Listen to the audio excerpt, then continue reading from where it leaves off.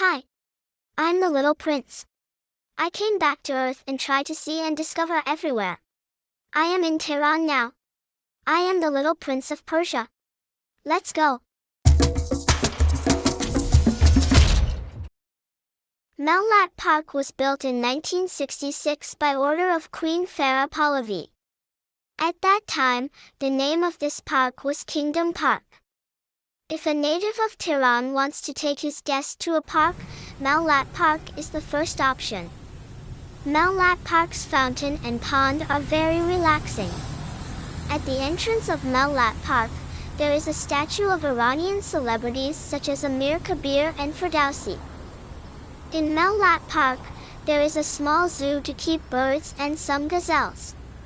One of the most famous things you can see in Mellat Park is the mother statue. This statue dates back to the same years as the opening of the park.